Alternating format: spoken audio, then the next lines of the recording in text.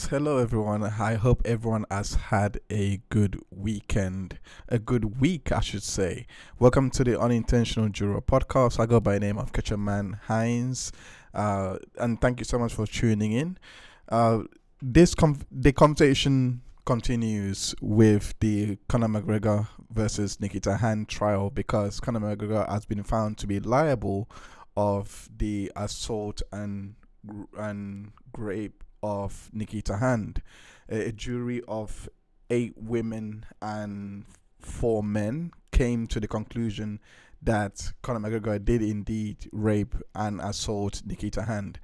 Now, the other defendant, in a strange circumstances, James Lawrence, was not found liable, which is confusing in all of this, but that's what we're going to be dissecting into today. We shall be going through the closing statements that both legal teams made and how this may have impacted the jury on their subsequent finding. And we shall also be analyzing their statements by each of these parties when the verdict was handed down, what they have to say and how this impacts the case throughout. And without further, we are going to begin, because I'll be very honest. I'm going to be very honest here. In covering this case, it's not easy. I would say, to cover this case. The reason why I say it's not easy to cover this case is because the last thing I want to do is pretty much say that someone is faking something or lying about something.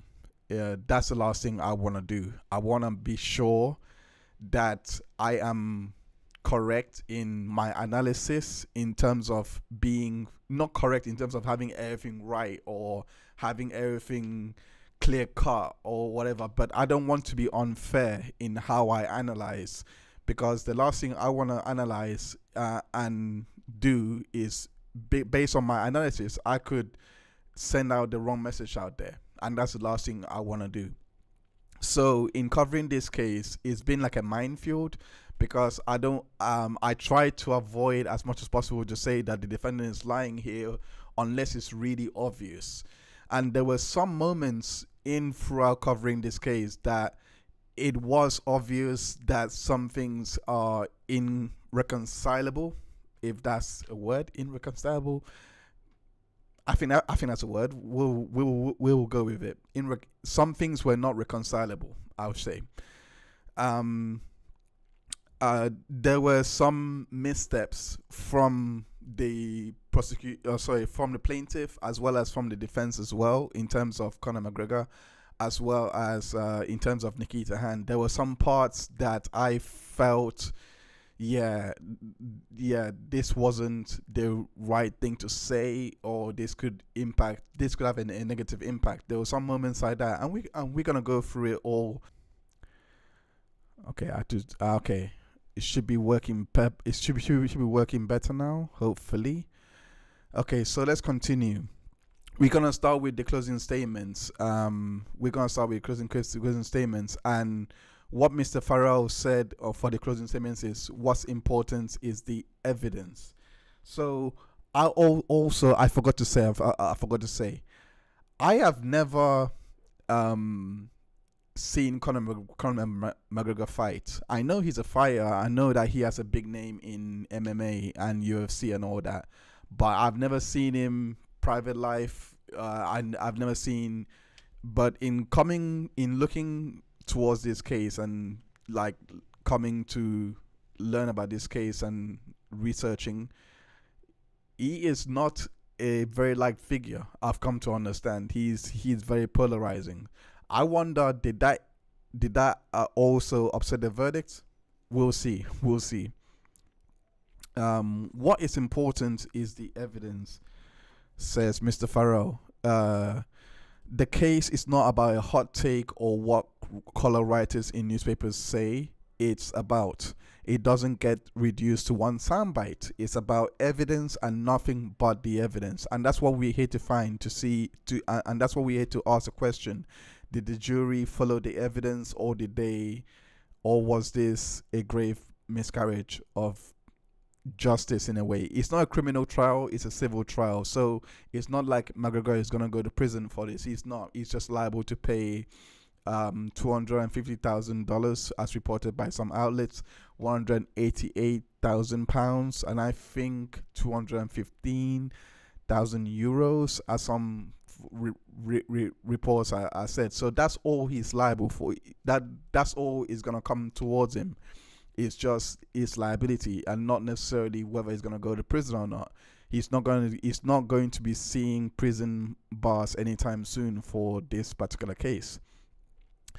Anyway, back into the closing statements.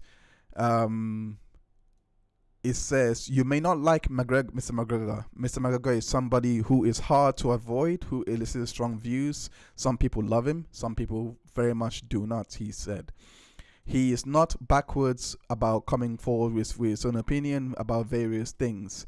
It may be the case most of you have negative views about Mr. McGregor. Some of you may even loathe him. There is no point pretending it may be otherwise. It is important I address that. So he goes on to say, Mr. Farrell said his client had a forceful personality and listed things Mr. McGregor said or did in court that the jury may not have liked. He referenced that there was a sharp intake of breath from the jury when Mr. McGregor referred to Ms. Hand and her friend as two lovely ladies on the stand during his testimony. You may also be unimpressed with a man who leaves his family home on Saturday, goes drinking with women in hotel penthouses. They are unlikely to endear him to you, he added. I'm not asking you to like him. I'm asking you to look at the evidence. I'm not asking you to invite him to Sunday lunch, but to interrogate your own views. Mr. Farrell said the CCTV evidence from the Beacon Hotel was irrefutable and claimed Ms. Hand's allegations varied, that she invented an account when speaking to her friend Emir Brennan. Ms. Hand also sought to airbrush witness Danielle Keeley out of the situation, he alleged. Ms. Hand knew full well the account when she gave made no sense if Danielle Keeley was there, he said, adding it was an elaborate fabrication. So that was the account brought forward by Farrell. There was also the closing argument by for James Lawrence's team. We're just gonna read it right now. It says, next, Lawrence attorney John Fitzgerald made his final pitch. He pointed to Lawrence's relative obscurity and disinterested in being in the spotlight. Fitzgerald echoed Lawrence's denial of being a foreman and brought up Keeley and surveillance footage as well. So going back into this, we're now, so those were the closing statements for both defendants, and now Gordon made the closing statements for the plaintiff, which he says, you're being sold a pup. He says that Mr. McGregor is an arrogant, cowardly man who savagely beat Miss Hand. John Gordon told the jury that Mr. McGregor had lied throughout the trial about what happened between him and Miss Hand.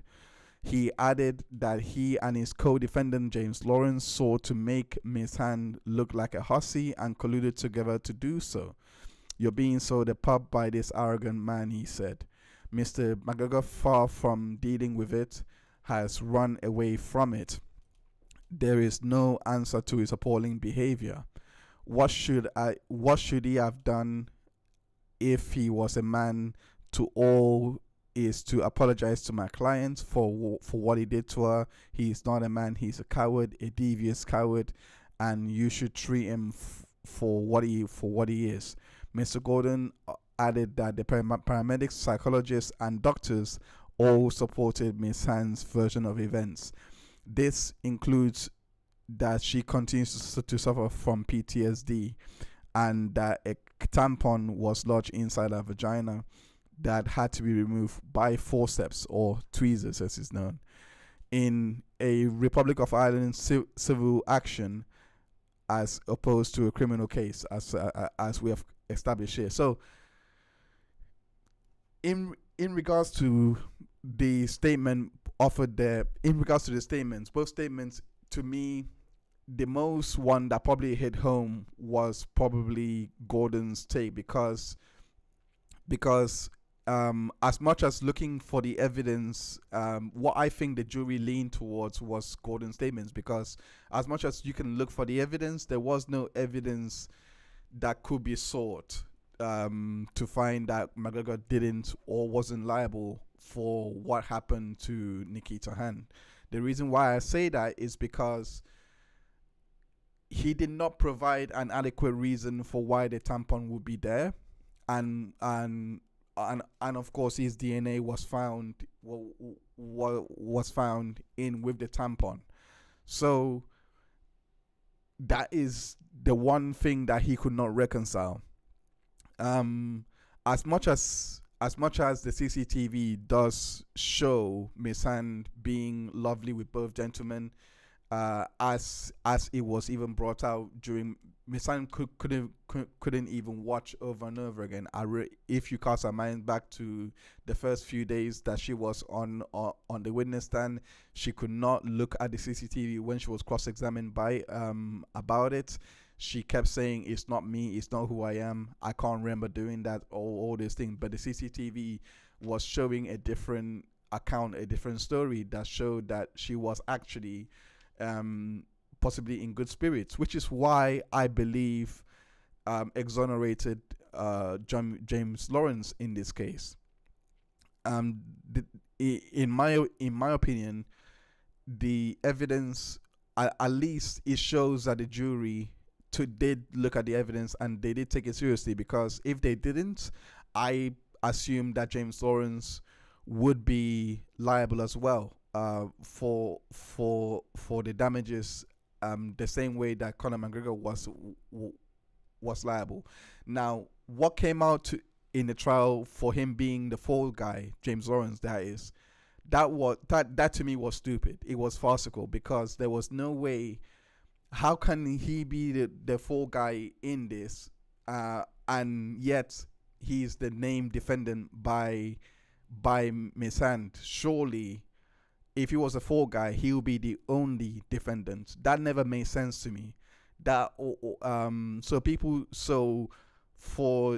I believe this was a mistake by the defense to say that he was a fall guy for McGregor, because I don't see how it could be so.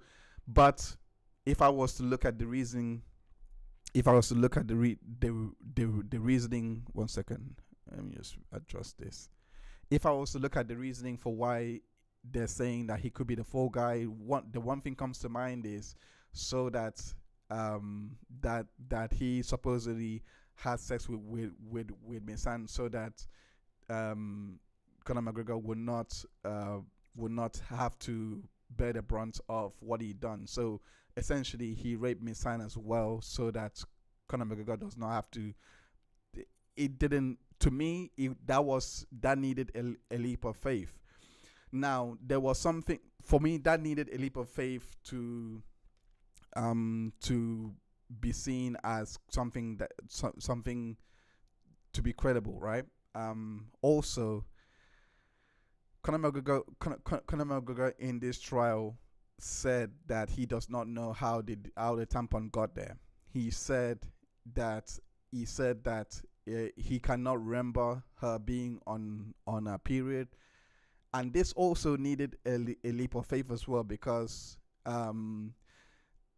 I still can't reconcile why he would go with this defense, because the evidence brought forward by the psychologist as well as Dr. Kane, the doctor that was treated Misan that day, the evidence brought out was quite strong.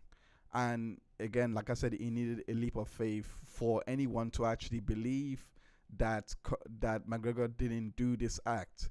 And him sticking by that story, saying that could only invite some two potential reasons, which is one, she made it all up and put it up on herself, and I cannot see that bearing out as being factual or truthful, because I mean, I can understand why someone would do something like that, because they need to fabricate this evidence and get their payday, as Conor McGregor and his team were alleging. But it doesn't make sense why it would happen on this occasion. It doesn't make sense why on this occasion why on this occasion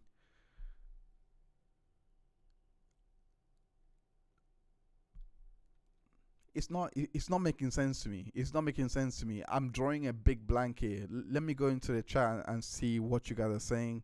Hey, Winks, hello Winks, welcome to the chat.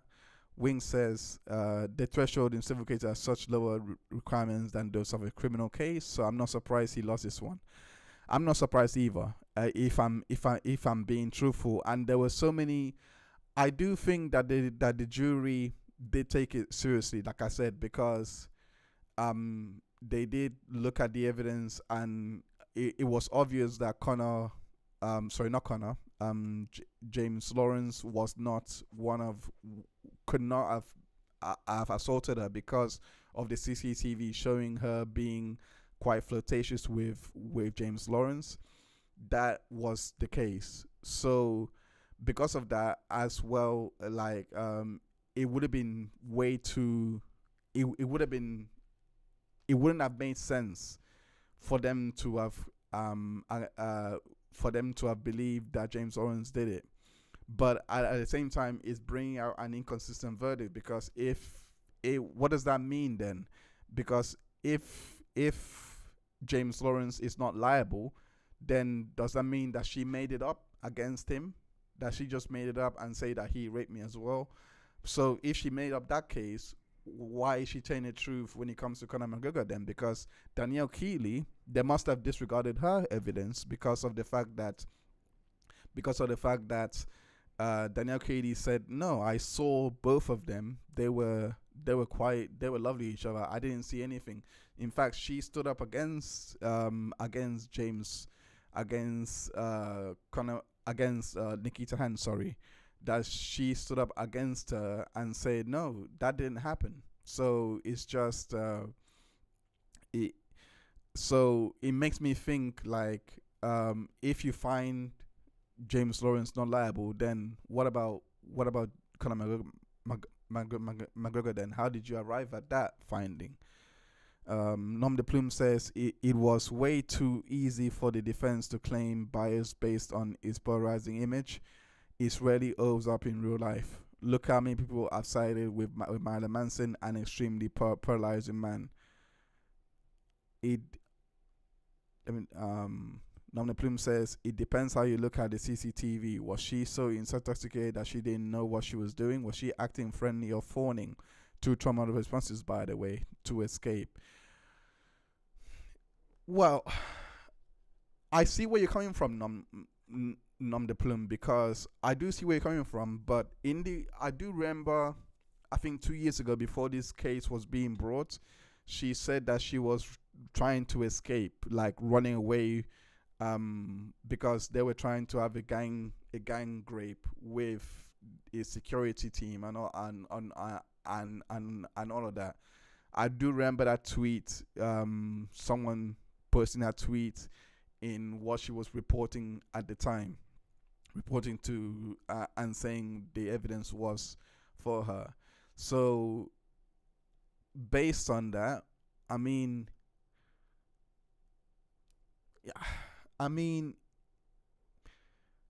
I don't know much about this area in regards to phoning and trauma responses.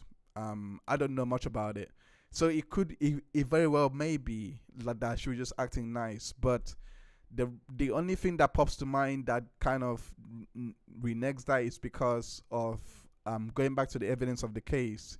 You had the fact that at 6:26, I believe, to 6:26 p.m. was when Conor McGregor was leaving the hotel room. 6:26 or 6:28 or something like that. He left the hotel room, and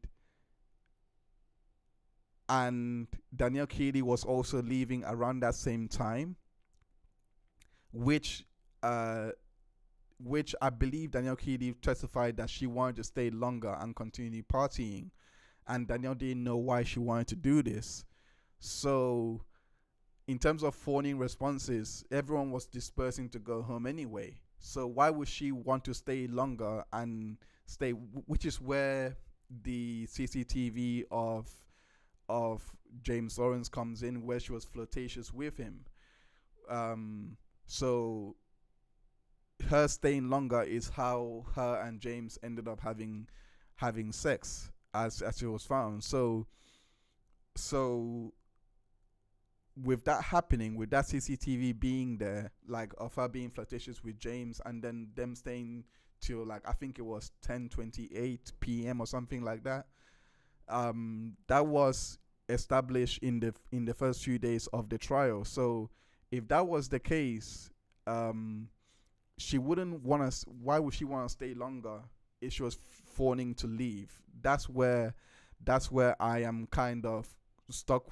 Like I don't think that's why I don't think it's a trauma response, or at least the evidence doesn't point to that, because she's trying to stay longer when everyone was dispersing. So why would she want to stay longer? Why didn't she want to go home, so to speak? Nom de Plume also adds, I suspect she was flirtatious with Lawrence because she naively thought that he would protect her from further assault from McGregor. Right. Oh, that's a good point. That's a good point. That's a good point. So in that case, see, this case is very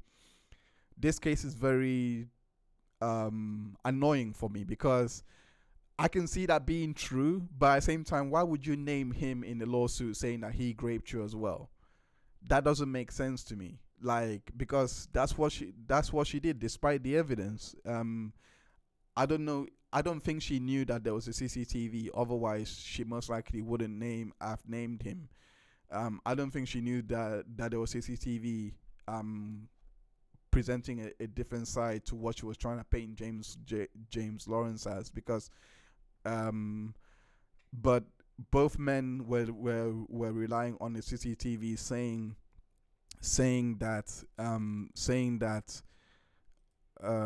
both men were relying on the CCTV, saying that they could not have possibly have committed the assault simply because of the fact that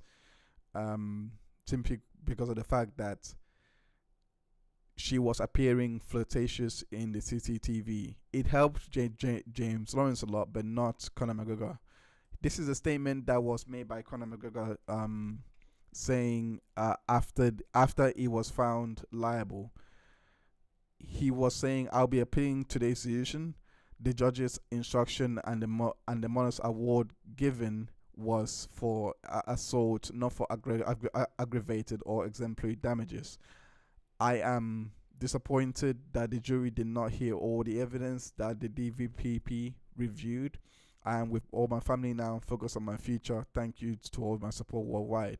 He said that first, and then goes on to say this long rant, I would say. He says, two men falsely accused, one vindicated, the other soon to be. Congrats, James Lawrence, on absolute exoneration. Twice this heinous accusation was put to you, and twice it was shown as false lies. It's absolutely disgraceful what they put you through here. It's disgraceful. I look forward to seeing you further vindicate yourself and lambast those responsible in court. We know what happened that night. Everyone present knows, yet it was ignored. Every single statement of persons present on the night was ignored, and all they dispute and they all disputed Nikita's lies. However, James, they did believe you, but just in certain parts for some strange reason, and all they apparently did not believe Daniel Keeley at all. Laughable. Also, with the damages 60k and 188k, interesting choice of figures. It seems they didn't believe Nikita much either. How could they? Her original story was she was gang raped by security and chased from the hotel on foot. Absolute nonsense. How these lies were accepted, I will never know. A court of feeling and opinion brainwashed into people via the mainstream media, not of fact. The reporting in court, a laughing stock at everyone present, as clear as they bias. This is not a court of hard evidence and truth. It is a kangaroo court of opinions and feelings. We are done. We are not done yet. Not by a long shot. No chance. Once on we fight. Justice and truth will prevail. Appeal, appeal, appeal, as well as other. Congrats, James. Onwards and upwards. Based and those were the statements by Conor McGregor. And based on this, it now prevents, because was he actually falsely accused? What was she actually falsely accused? There's nothing supporting that. I'm sorry. I don't know. I don't know, but like there's nothing supporting a false accusation, because I can't look past the evidence that was presented in the trial of by the psychologist. It's especially in terms of PTSD. It did seem factual because of the testimony provided by the psychologist that was seeing her, the change of jobs. She changed from doing hair competitions, being in such a customer focused or customer centric jobs. She changed to do cleaning jobs. Now, as much as someone could be feigning and saying that they made it up, it's very hard to make up PTSD. I mean, you can learn about it, but for you to feign functioning, I doubt that's possible. Especially if you love hairdressing, like if you love a hobby or a passion, I doubt that you can feign that and be like, you know what, I'm gonna quit this job, put time behind me, and then go for another job that has no bearing in my life or has no prospect for me. Like, I think it's hard to fake that. If you know where I'm coming from, I think it's very hard to feign that, because that to me made the PTSD real, because she was trying her hardest to try and live a normal life. She tried her hardest to continue on working, but she couldn't. She took up other jobs, and to me, that's enough to show that she wasn't feigning, that she was actually going through what people that suffer from PTSD will go through. There is, I believe it was mentioned in trial to be like every day has to be taken one day at a time, and it was mentioned in trial that, yeah, like I said, she was changing jobs a lot. So on top of that, on top of the PTSD, there is the medical examination that was done in regards with the tampon. Again, like I said, there is no way you can fake. I mean, you can probably fake the tampon part. That would probably be the easiest part to fake. Like, I mean, but based on Dr. Kane's examination, he says it was lodged quite a bit up there. And in all fairness, the only way you can get that far up as describable is would be through penetration. Whether it's wanted or unwanted is up to the person there, but she says it was unwanted. So the tampon being lodged up there would serve as the best evidence. So to me, it doesn't. Him saying he was falsely accused.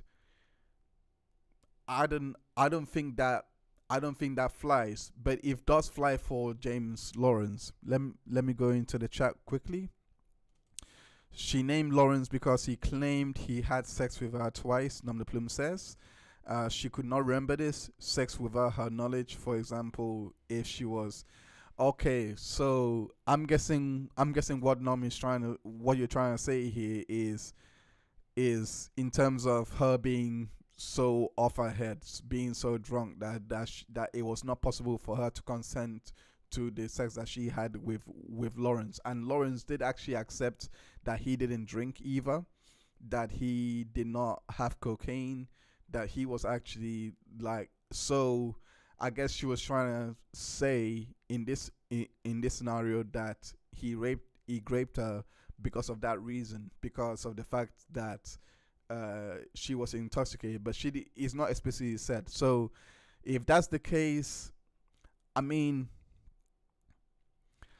I see that being the case, but it will be very hard for a jury to convict someone based on just being intoxicated. I don't think a jury would do something like that and make someone liable just because you can't remember having sex with the guy and CCTV shows you being all over him.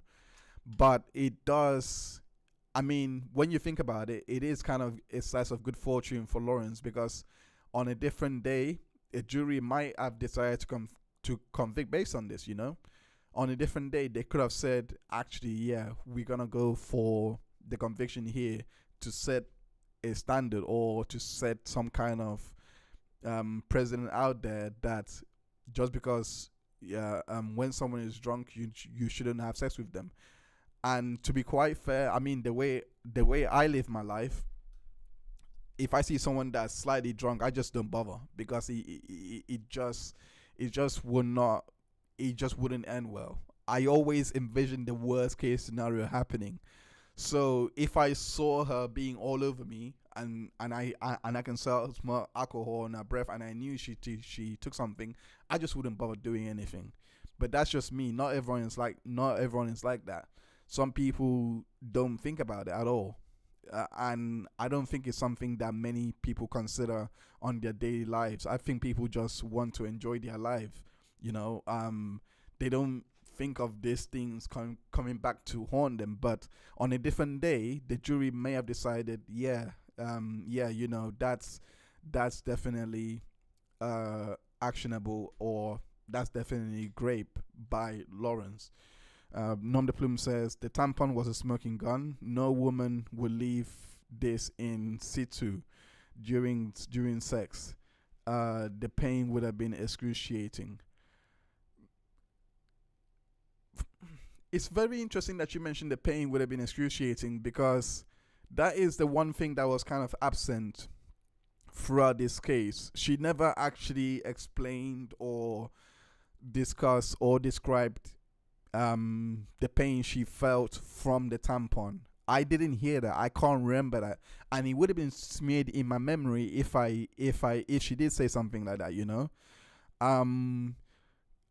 The pain, I do imagine, because I'm a guy. I don't know. Nom de Plume, I'm assuming that you're a woman. That I would imagine the pain would be like that, but that is something that I do think does stack up, that she never actually described the pain.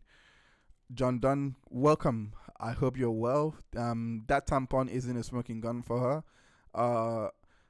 I would like this expounded upon. Why do you think this isn't a smoking gun for her? Because, I mean, for a lay jury, a jury that just been assembled, it's gonna be very hard to say that a tampon lodged that far up ahead isn't a smoking gun for someone that is denying rape and saying no, she wasn't on her period when we were doing it. And then there was testimony from, I believe it was from Daniel Keeley or something like that, or James Lawrence, one of the two, where he said that there was redness on the bed when they were having sex, but he wore a condom. He wore a condom, so his DNA was not found. So, but the point was, he said that the redness was from hot sauce or red sauce that they were eating when him and Danielle were eating. That's where the redness was from. So to me, I think the jury jumped on that information to say that Conor did it, because there was also the redness could only come from one source, which is vaginal blood, vaginal discharge. So that's what I'm thinking. But anyway, so John Donne says, for starters, I would imagine she had it in before she got in the car. Then allegedly it was there during their encounter. Then it would still have been there when she decided not to leave.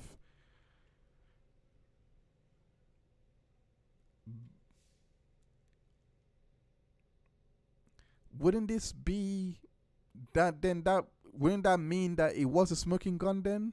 Because if she had it in before she got into the car, then that explains how it would be present while Connor was having sex. I mean, the only I'm trying to think as a lay juror, the only way that this wouldn't be a smoking gun for her would be a fact like for example, she never had it in and there was proof that she never had it in that day, and then she put it in the next day, or something like that. John Donne goes on to say, then still there when she went to her friends, and still there when she went home, and still there the next day again, and still there right up to the hospital.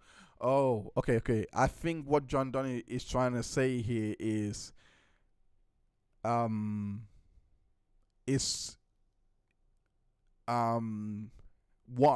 guessing is probably what he's trying to say is it's likely that it's unlikely for this tampon to be wedged up there for 2 days without some kind of discomfort, without some kind of it's unlikely for this to be up there for 2 days straight, or because that's how long it took to go to Dr. Kane's office to get the checkup. I think a day or two, or something like that. That is unlikely for the tampon to be lodged up there for those 2 days without her feeling some kind of discomfort. Explain that to going through that for a jury, which the defense didn't do, which Conor McGregor didn't do. It would have been. It does make sense what John Donne is trying to say, because how do you, assuming that's what he meant, please confirm if that's what you mean, like there will be discomfort. If that's what he meant, then I don't know how the female anatomy works. So it being in the vagina for like 2 days straight, it's something that if that wasn't the smoking gun, if it wasn't smoking, it's not a smoking. So he's basically saying this is not a smoking gun because there would be some kind of discomfort that comes from it, from having it lodged on, to see her friends, to time she went home, she spoke with the boyfriend, told the boyfriend what happened before being taken to be assessed by the doctors. It was still up there. So if that's what he meant, then then I can see why that wouldn't be a smoking gun. So now let's go ahead and listen to the statement that was given by Nikita Hand. I want to thank all the women and men out there who have supported me throughout this trial. For every person who reached out to me, a card, a letter, email, everything, it hasn't gone unnoticed. Thank you, I really appreciate it so much. I want to thank my partner Gary, who has been so supportive for the last 4 years and has held my hand throughout this trial every day and every other day. I want to thank my mum and all my family and friends.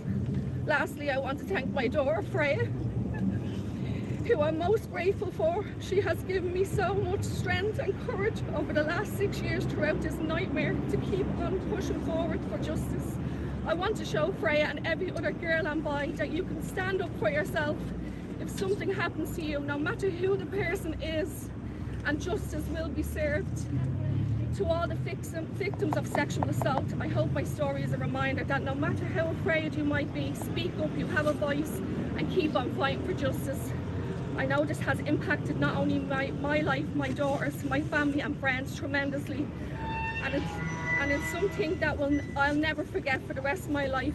But now that justice has been served, I can now try and move on and look forward to the future with my family and friends and daughter. Okay, so it was quite a generic statement that was made by, well, not that sounds so horrible. Not well, yeah, it was a statement. I can say it. It was quite a generic statement made, but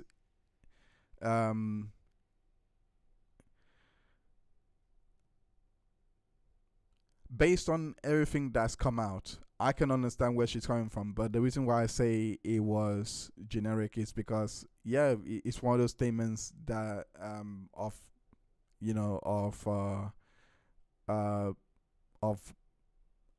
they call that bravery. I do think I don't like I said based on what came out, both in regards to James, it's hard to listen to that for me anyway, because there's still one person that you listed as part of the people that sexually assaulted you, and he was falsely accused. So I'm looking at it and I'm like, okay, in terms, so do you include people that may have been victimized, but also for, like, it's very hard for me to I'll be honest, it's very hard for me to listen that and still think that because and still think that she was being 100% truthful in this whole case. It's very, very hard. It's very, very hard. I can't, especially with that one verdict, like especially bringing this and hearing the description of what was going on on the CCTV. It's very hard for me to actually say she didn't lie in this, because that's what the verdicts reflected, that at least with one of the defendants it was a lie. Let's go. This is what James Lawrence had to say for his statement. He says, "Your character will outweigh any lie told about you. To anyone saying poor or brave Nikita, this woman is an absolute disgrace and a slap in the face to any girl that did ever go through this for real. She lied nonstop through the whole case and was caught straight up lying multiple times. I can't remember. I can remember everything, and every word I said 6 years ago stayed the same till this day. Not one word did I change. Everything I said turned out to a T, from the camera footage to messages she was sending her boyfriend in front of me. The hotel staff and taxi driver, not one word I said turned out to be a lie. Her own friend stood up against her to say she was lying. She tried to sweep me under the rug, and the papers are doing the same today. I won my case against Nikita handout, which means the jury believed my story and not that liar. She is now fully liable for all my legal fees, and I'll be suing the liar for damages. I can. It is strong words there from James Lawrence, and I can sympathize because he didn't need to be dragged into this. And I will still ask. Oh, I didn't share the screen with you. I didn't share the screen right now. So those were the words that he wrote. Um, and the one thing I will say is, yeah, he didn't need to be dragged into this. Because it does seem to be something.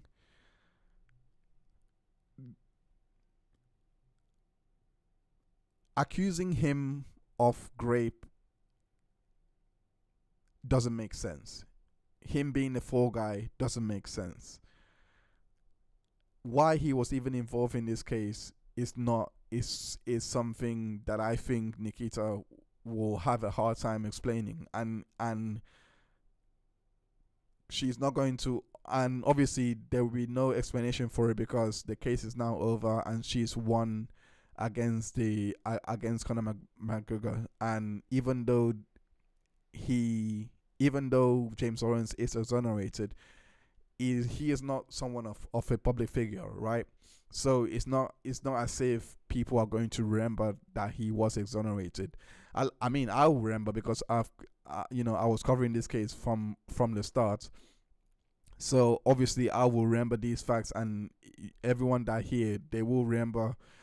But end of the day, you gotta think of the fact that this guy, who is a private figure, who is someone that possibly doesn't want his life was affected by this, by having his name being brought into a lawsuit as well, and to be found. So I want to know if he did do what was said that he did. If he did do if he did rape her, what does this mean that he was falsely accused? Because or does it just mean that he was just found not liable? I mean, that is something to think about. Nom de Plume says she was taken by. Let me wait there. Let me go from the top. Nom de Plume says she could not have removed the tampon lodged in her vagina by herself. Yes, it would have been painful, but she was traumatized. I believe she went to hospital within hours of the assault, not 2 days.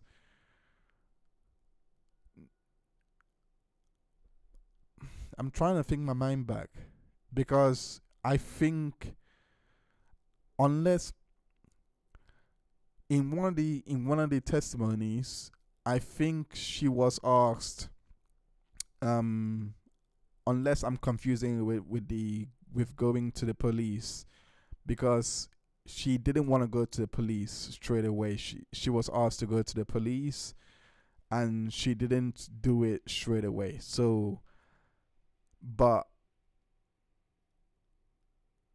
I do remember. Damn, my memory is slipping me now because I'm trying to think which one there was one that she told on not going. It's most likely the police. It's most likely the one that she was told before going with the police. But I do remember Dr. Kane saying that she came in. I do remember Dr. Kane that it was a day or two. I do. I don't want to get this wrong. I don't want to get this wrong. Um, Let me. It seems like you guys are having a. It seems like you guys are having a conversation in the chat here. So another film says DNA was indeed found proximal in the tampon. Thus, as the tampon was removed, it would gather the DNA on passing through, and would have been argued as passive transfer. it was removed less than 24 hours after the assault, and yes, it can be dangerous. It can cause a medical emergency called toxic shock syndrome. Okay, so I see what John is trying to say. Um, okay, so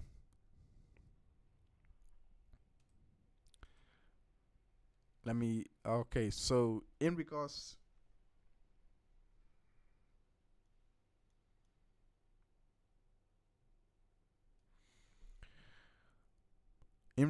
to going forward with this case, did Nikita get a justice?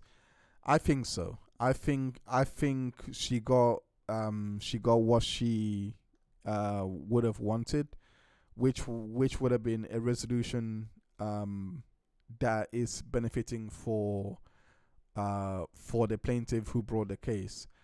I think I think it was interesting. The one thing I did say through this trial that was interesting was the fact that the law that she didn't uh, pursue criminal action, and well, I think she tried to pursue criminal action, but the police told her that that she can't pursue it because of the fact that they do not believe there is enough evidence that will meet the threshold of reasonable doubt. Should this have gone to a criminal trial? Would it have reached that threshold? Would they have met reasonable doubt? I can see why, and I don't want to repeat myself because I have said this before on stream, but I can see why the police didn't take the case on because of those CCTV, the inconsistencies, telling the friends to delete the text messages before to delete the text messages regarding Conor McGregor, if that was the case. But I do, they probably didn't even want to see what was on those text messages, because if it did go to criminal trial, then they would have been able to pursue Cellbrite information and get an analysis done based on taxpayers' money, and to see what was on those text messages and what she said, and they would have had to pass this over to the defense as well for their case. So the fact that she was telling people to delete those text messages, I believe, is one of the other reasons, especially if not probably the only reason, to be honest, because they could have probably argue away the CCTV against James. They probably wouldn't have even wanted to get James in on this. They probably would have only got Conor into it.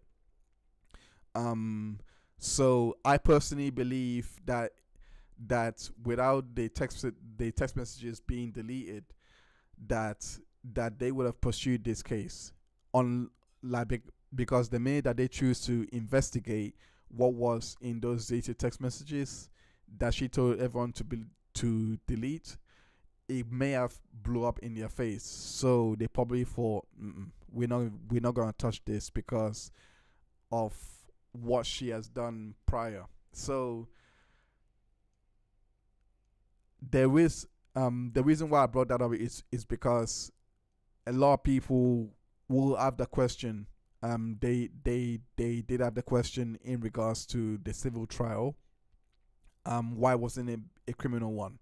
And this is the reason why it wasn't a criminal one, because in 2020 the police decided not to pursue these charges, as we've discussed before.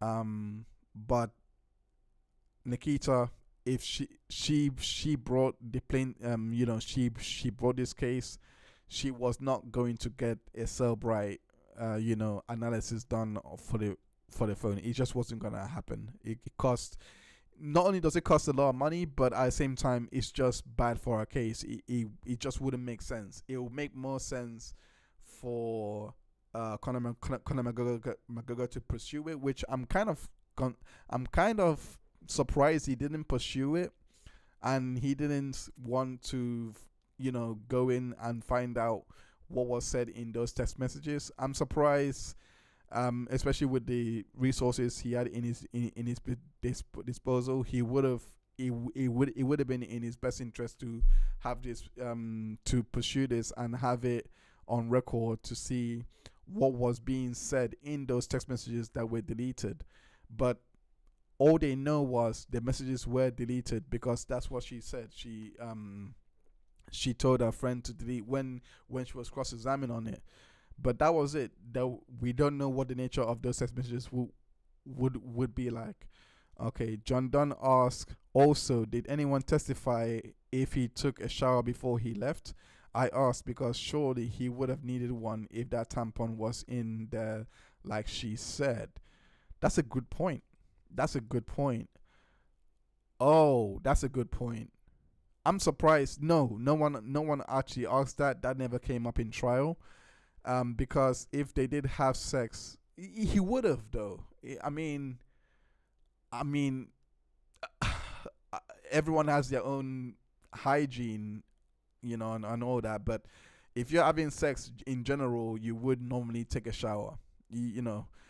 I would like to think other people are like me in this department. They wouldn't want to go outside after they finish doing the dirty, and then they just go like that out there. I wouldn't do that. I assume I want to assume I want to assume everyone is like this and everyone would have a shower after sex and they just go out before going out to do whatever they have to do. So based on that assumption, I would have to say I think he did. But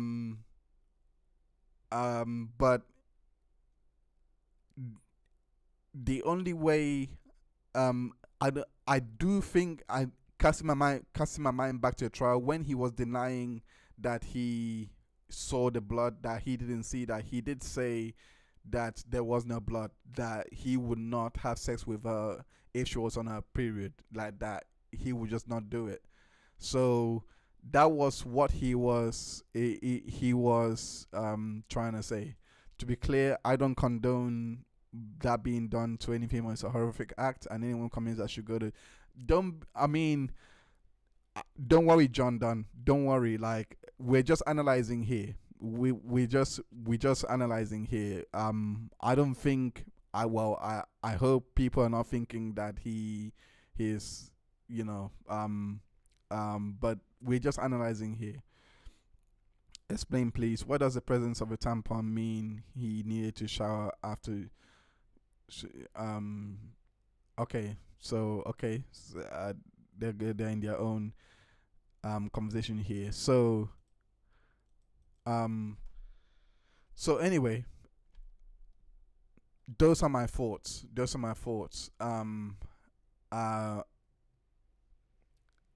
I will be back. This week again to discuss the appellate brief that has been submitted for Laura Owens. If you're not familiar with the Laura Owens trial, you need to get to know, because that trial, Laura Owens case, not trial. There is no trial yet. But there have been an appellant brief that was lodged, and we're going to be going through that. Squid Pro Crow, Bruce from Oregon, and I will be on stream this Wednesday at 2 p.m. Eastern, which is 7 p.m. UK time and 8 p.m. Euro Standard Time. So if you guys are present for that, do join us for the Laura Owens run through as we go through this particular case. In regards to Laura Owens, she has been accused of falsely accusing 3 different men, faking pregnancies, allegedly, I should say. She's allegedly been faking pregnancies, been faking test results from these pregnancies against 3 different men. And one of the men is included to be the Bachelor's own Clayton Eckert, which she faked a pregnancy, saying that from memory, she was saying that if they were together, she would abort the baby if they were together, and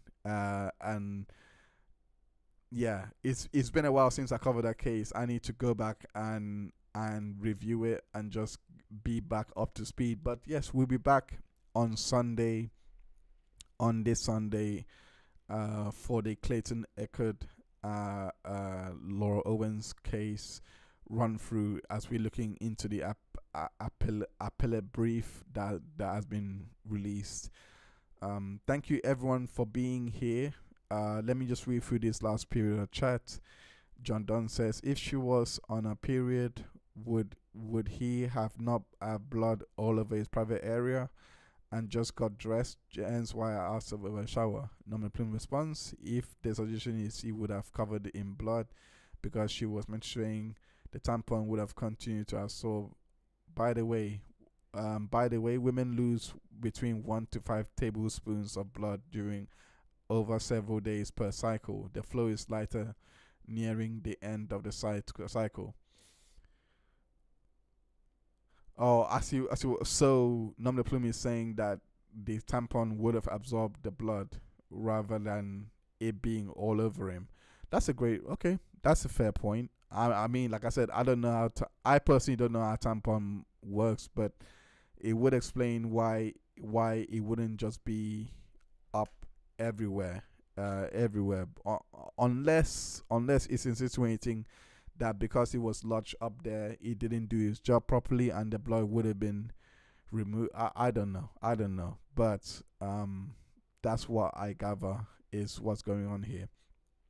Anyway, let me bring this stream to a close. Thank you everyone that have offered their thoughts on this case. My final thoughts is, in regards to this case, I don't know whether I do know that false accusations. We look. We live in a post Me Too era. Let's be honest. We live in a post Me Too era, and we have seen what the Me Too has done to many people out there in terms of the false accusations that were brought out during the period of 2018 or 2018 to 2022. We have seen that some people use the platform for nefarious reasons. They didn't really have good reasons to accuse some people, and we have seen people like Amber Heard, for example. We've seen people like her and others that have made light of the whole Me Too situation. We have seen people make up things about people and about men. I should say, like, we're seeing false accusations going the other way as well, where men have lied about women, but not as much as women lying about men. The reason why I bring this up is because this is the impact from those Me Too. Like, it becomes very hard to have a nuanced conversation in regards to this. Like, for all we know, Conor McGregor may have done this for real, and I personally do think his defense of him being there was no tampon present, I do think that's it's a weak defense. And I do think, like, he wasn't falsely accused, but why James was even dragged into this, because his life is now blown up there. I think him being brought in, I would like to know what has happened in his life that has been affected by this case, because being brought in is like but he has been falsely accused of for something he didn't do. That the CCTV reflected that he could not have done it, and she named him, saying that he did it, maybe on a technicality of she was so out of it that she didn't consent. But the way that the Me Too has impacted things is what we're seeing. Like, it becomes harder for us to judge cases like this nuancedly. I've tried my best to judge this, to analyze this case, and to, and I hope I have done a semblance of a good job in analyzing this case and trying to be fair to everyone. But I do feel sorry for both Nikita and James Lawrence in this. Not so much for Conor McGregor, because I don't know. Something tells me that because it's just the evidence. The evidence that's there, I can't look past the doctor's testimony. I just can't. Like, it's not as if she she didn't go to a doctor's and someone else, a forensic examiner, came in and testifies what would have happened if the tampon was up there, based on what she claimed. That's not what happened. The actual doctor that had to remove it came in to testify. So that means that she probably had it done as soon as possible, and I can't remember. So I can't actually remember, but how quickly she had it done, if I'm being honest. I can't remember how quickly she had it done. It's out there in the ether, I know, but I'm just saying. I'm just saying, regardless of the speed that she had it done, she still had it checked out by a doctor, and the doctor testified to it. He provided a very graphic testimony. I think that's hard to refute. I just think that's hard to refute, and I don't think Conor McGregor was falsely accused,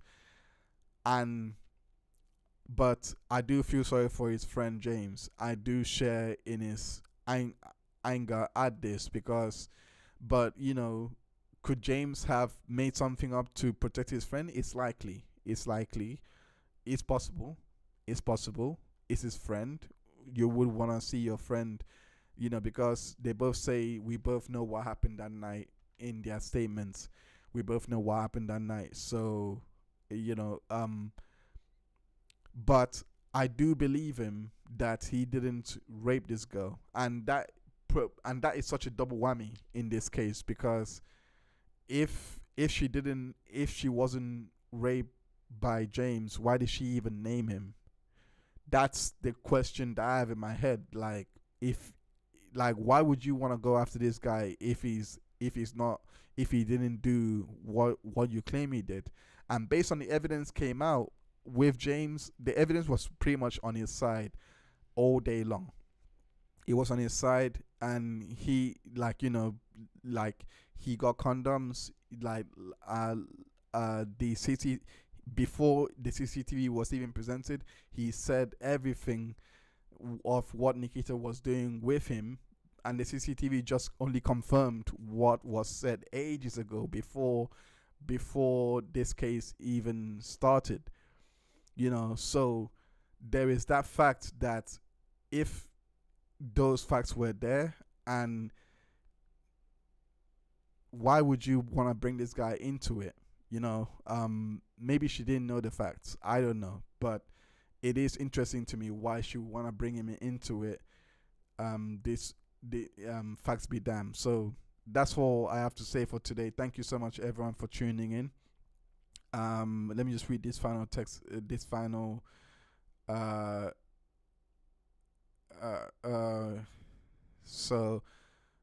me just read this last few messages. Norman Plume says, nothing wrong with curiosity, John. Sadly, it's difficult for anyone to ask questions about these genders these days without being accused of something. Yeah, I agree.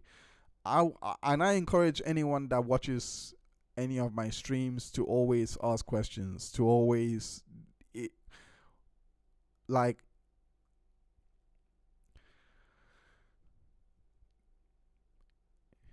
it's not.